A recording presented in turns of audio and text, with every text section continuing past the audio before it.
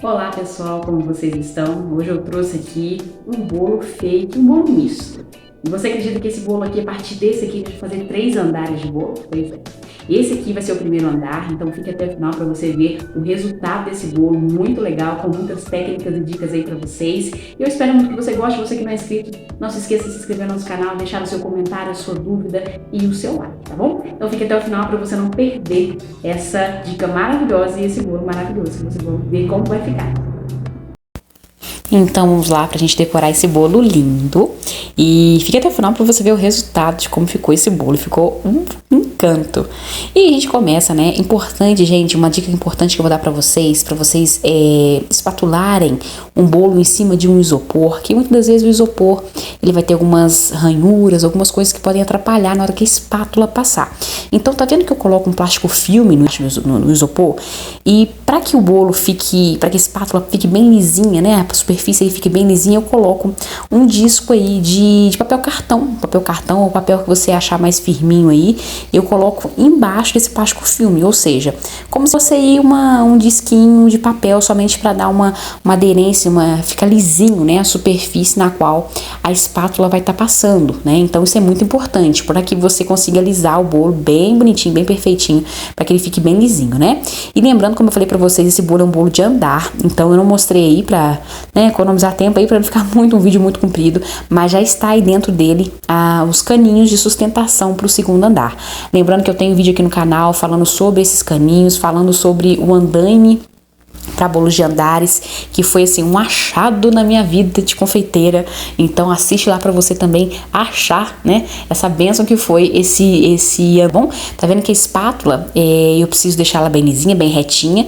Então para que isso aconteça, aquele disquinho que eu coloquei de papel vai facilitar demais, porque se vocês perceberem, esse isopor é um isopor que tá cortado. Eu queria que ele ficasse fininho assim.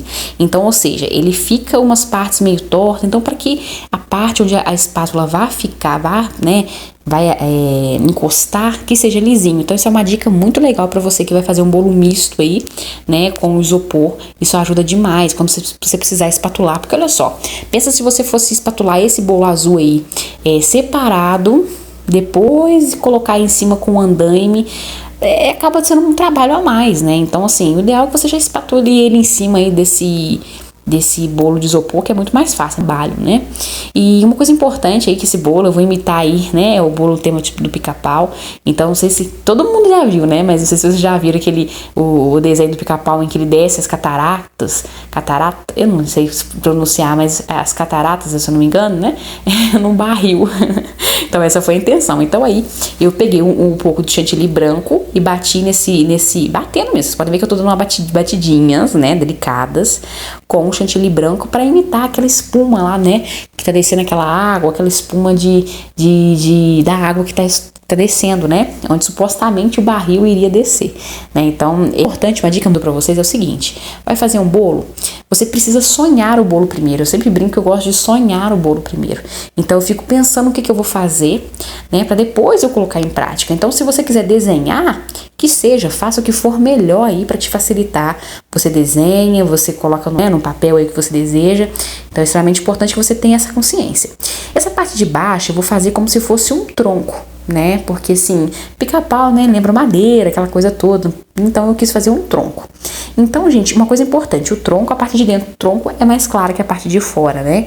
Então eu peguei o chantilly um marronzinho bem clarinho e passei na parte de cima, porque eu quero que a parte de cima tenha a cor clarinha. Então a lateral aí eu não me importei muito, só.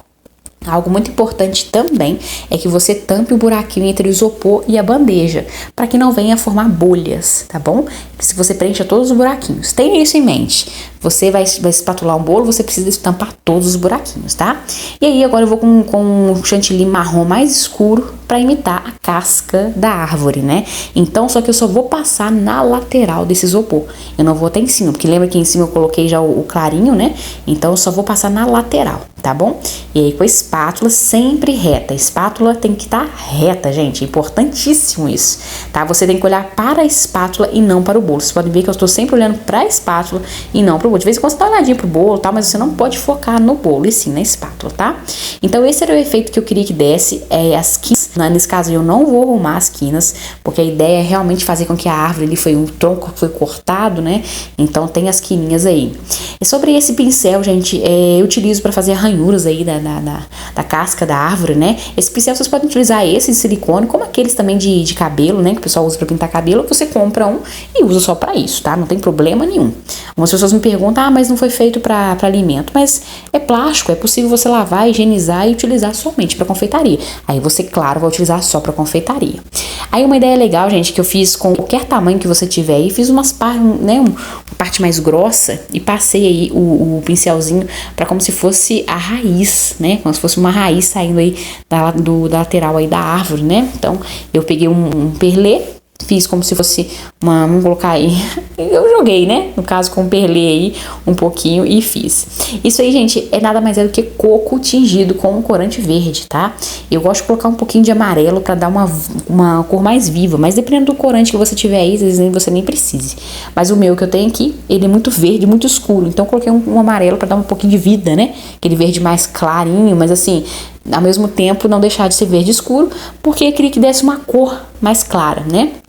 E aí a gente vai aplicando em toda a parte aí, né, da base aí, do tronco, suposto tronco.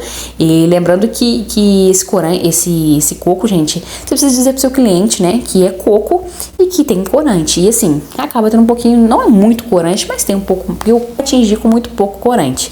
Preciso que você coloque um pouquinho mais, tá? Então é isso, espero muito que vocês tenham gostado. Deixa seu like, se tiver alguma dúvida, deixa no comentário. Um grande abraço para vocês, que Deus abençoe grandemente a vida de vocês e até a próxima. Tchauzinho!